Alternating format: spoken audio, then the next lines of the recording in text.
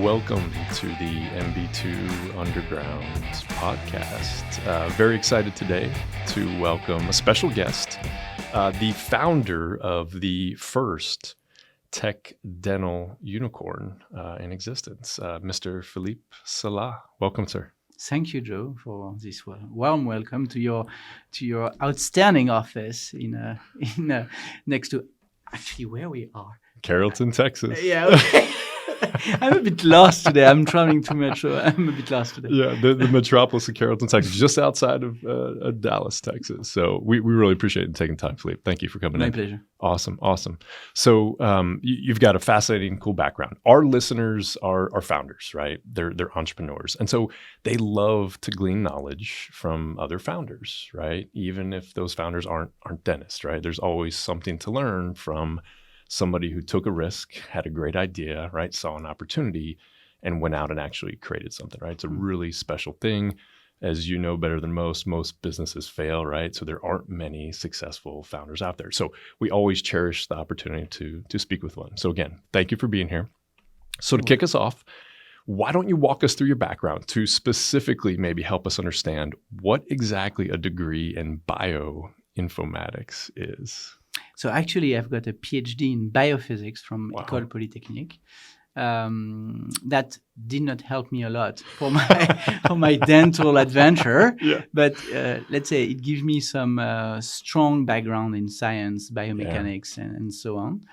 And so just out of school from my PhD, I met with an orthodontist. I just fall in love about what he was telling me, like very good business development guy. Yeah. It was not you, Joe, but he told me about his practice, about what he was doing, etc. And I find that it was really fitting to what I wanted to do.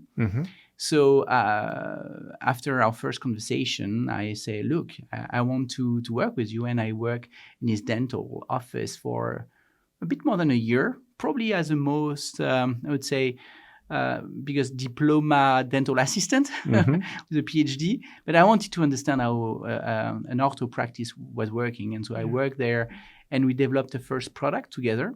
It was a lingual appliance, Harmony lingual system, and it worked. And luckily, I don't know if the luck of the work, or probably the work that we put into it, the quantity of work we put into it. And very quickly, we had some pretty strong success in Europe, in US, and in Asia. And then we get acquired by a big American firm. Yeah. I moved to US for a couple of years to just transition and understand what was the US market and so on. And then came this new idea, which is dental monitoring. Wow. And, yeah. So back now, what was the attraction to ortho? Like, what did you see in that business? Look, I came to a practice where actually back 207,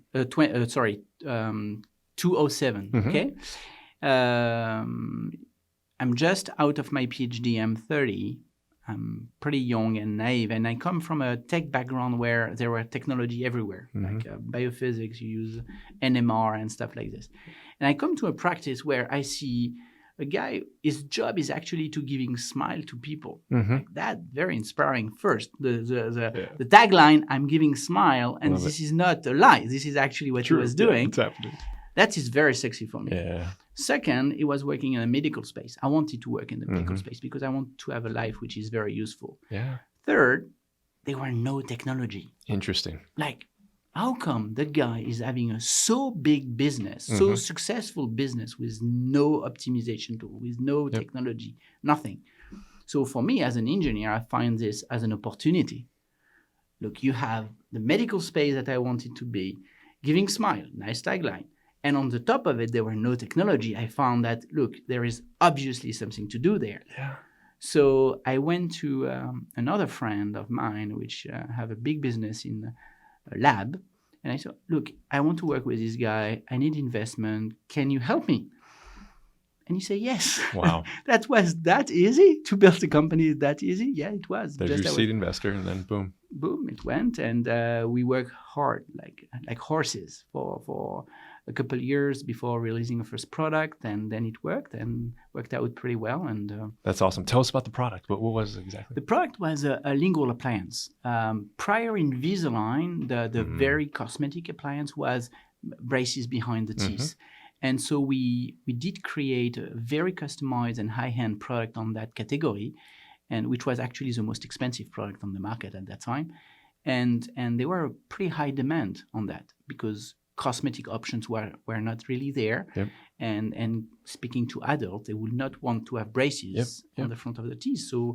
So we were getting pretty strong traction, and then Invisalign came along and kind of replaced the lingual market to a plastic market. Yeah, exactly. With very great success. Yeah, that's fantastic. The technology and the development in dental space has been very fun to watch. So AI is the sexiest business concept out there, right? It's in the public domain, right? Everybody knows about it. It's showing up in press releases, earnings releases of basically every major company out there. You have developed something really special, right, with the usage of artificial intelligence. Tell us about dental monitoring, what it is, the growth of the company, and kind of where you guys are at right now.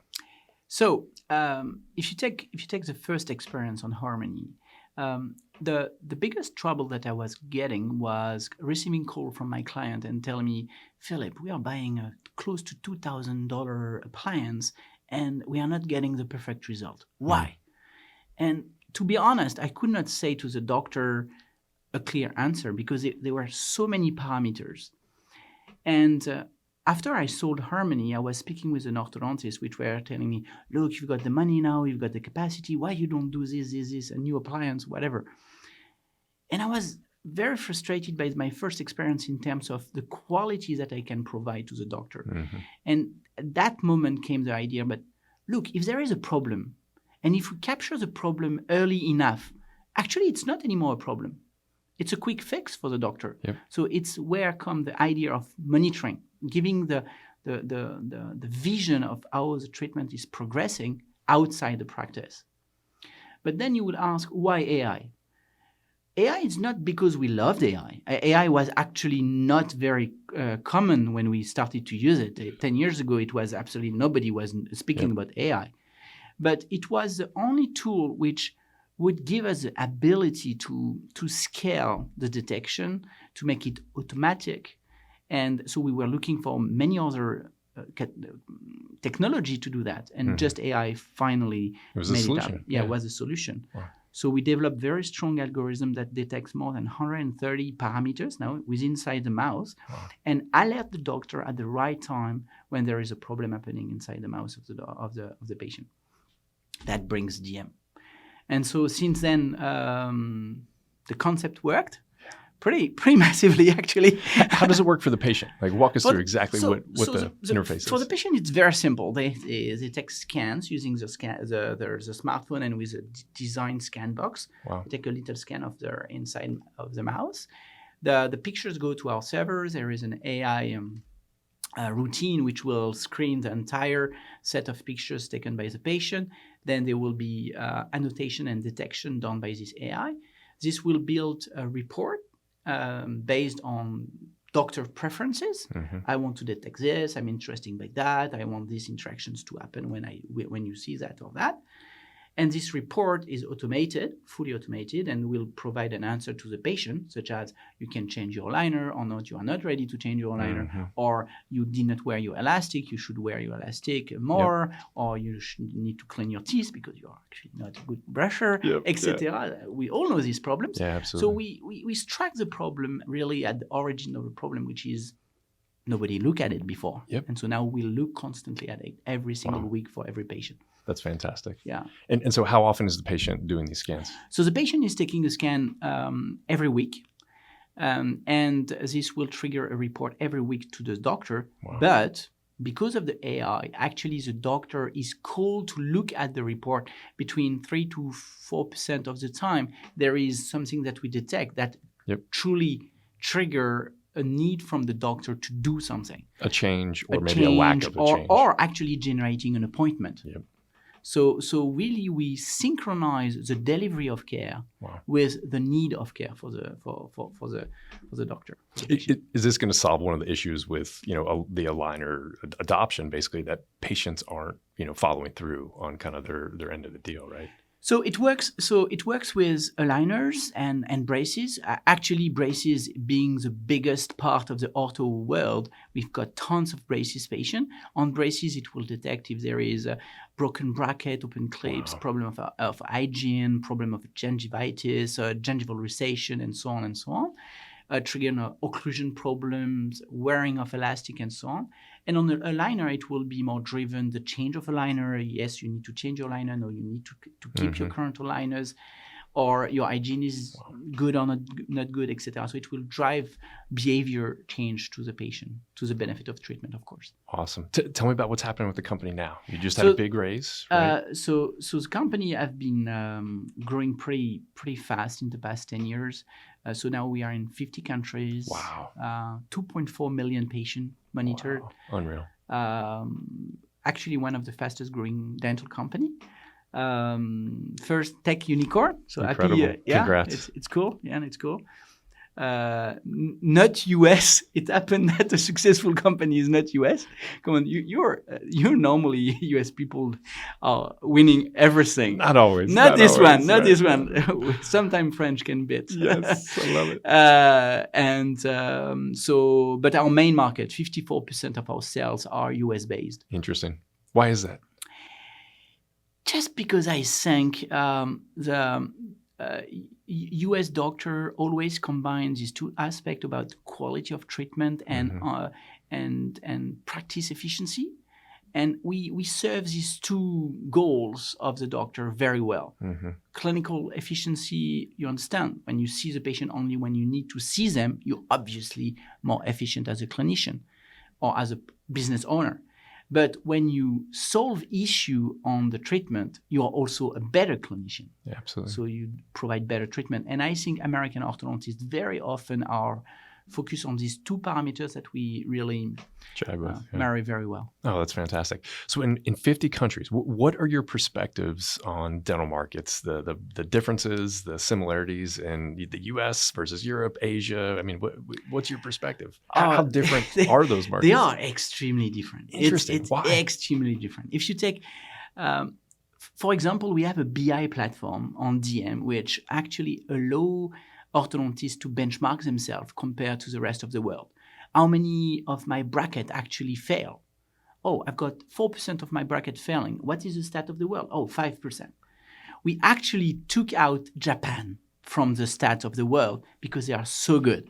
Wow. So this because Japanese doctors are so into the details and the patient are so compliant. And when you ask to a patient to wear the aligners 20 hours per day, they will actually wear 20 hours per day. And if they don't wear 20 hours per day, they will send a message to the ortho to tell, sorry, doctor, I wear them only 18 hours.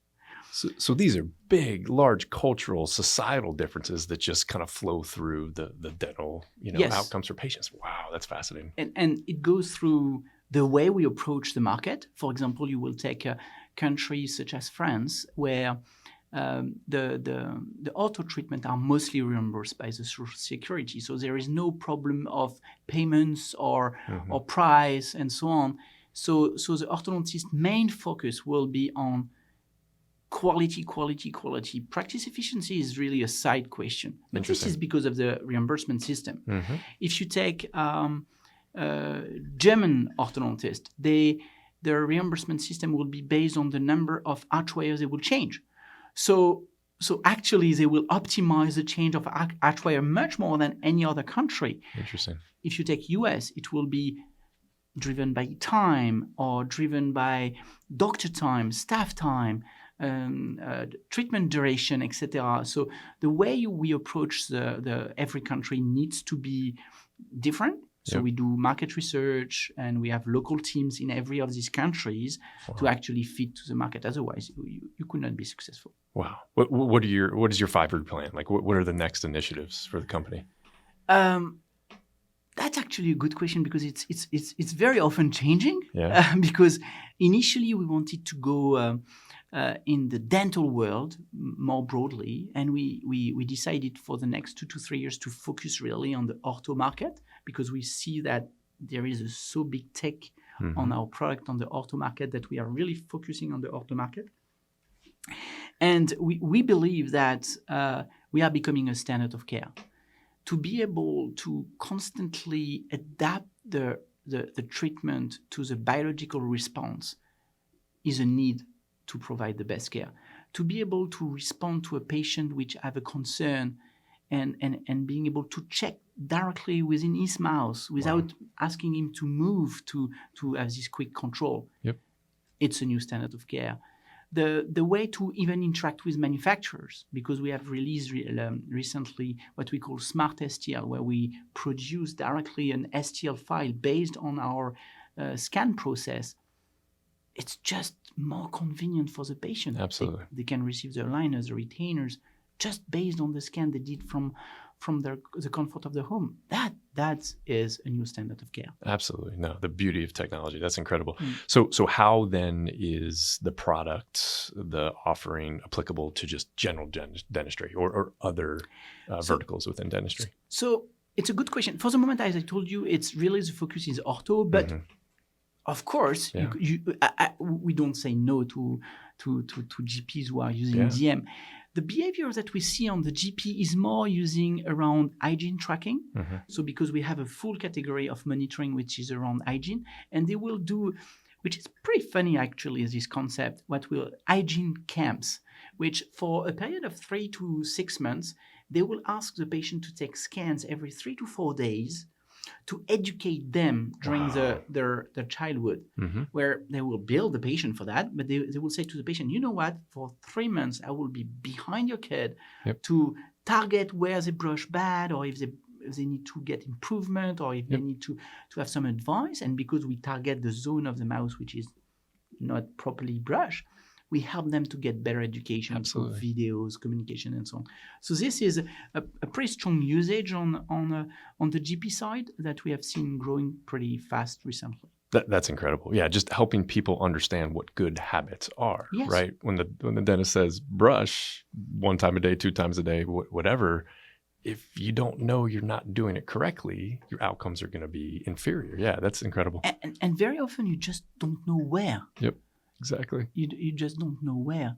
And to have these points through the time that you can go back in the past and look at how your teeth look like a year ago and how they look like now in terms of detection of plaque and so on, you can say, I'm a bad brusher, or I need to go to an hygiene check or something like this. This is really, I think, the new standard of care again. That's incredible. That's incredible.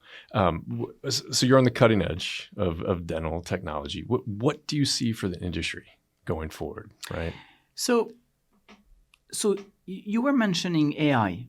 AI, yes, we have introduced AI now 9 years ago, because we did not start the first year with AI, but we have introduced AI 9 years ago in the dental space. We see that AI is becoming more and more a commodity, and we are happy about that, because we believe that every dental professional can be extended by AI. It's such as myself, when I write an email, most of the time I will use ChatGPT-4 to rewrite my email, to have more fine-tuned things on my email. And I advise you to do this if you don't, actually. Yeah. But it's a bit the same for the dental space. If AI can help on treatment planning, if AI can help on communication and fast-track the communication for the benefit of patient, of course. If AI can detect things that the eyes sometimes can be tired. When as an orthodontist or as a dentist, you are seeing 50, 100, 150 patients a day, there is no way that you are having the same concentration all along your day. But if AI, which cannot be tired, tell you, look at here more closely, because actually there is a missing tie, or look at here, there is a broken bracket, or a tooth abrasion because of an interference between a bracket and a tooth, something like this. this is really helpful to just provide better care. Yeah, AI doesn't need to eat or sleep, right? That's No. Yeah. No, that's incredible. No. So who are your competitors? Is there anybody out there with a solution that's anywhere close to this? Not really. There is company who start to come to the field, which we believe we have created a field that it's a full new category within the FDA, because we are receiving an FDA de novo certification, which is pretty rare. Wow. So there is more and more interest from our other entrepreneurs, and we welcome that until they respect our IPs and so on. Yeah, exactly. But we welcome that. We create a market that is growing, so it's good. Wow. What geography excites you the most, or what geography do you think the most opportunity? US is definitely where we are the most successful, as I told you. Where we see that we can help to serve more care, it's to the old underdeveloped countries, where actually our system allows also to do a triage of the patient. And very often the lack of supply in terms of dental professional, if you can triage the patient that truly need to be seen by a dentist, then the dental service will be more efficient. Absolutely. I give you an example. If we are working on a campaign where we will scan an entire village in Africa, where this entire village will be screened, and then we will detect the 1 or 2% of this village, which actually the dentist need to see. Then you actually give access to care to people who need to, who need it, and can prevent future serious outcomes. That's incredible. The efficiency of that is just mind-boggling. It was this very warm welcome. Yeah, absolutely. It's been a blast to have you, listeners. We really appreciate you tuning in for this week of the MB2 Underground podcast. We will catch you next time.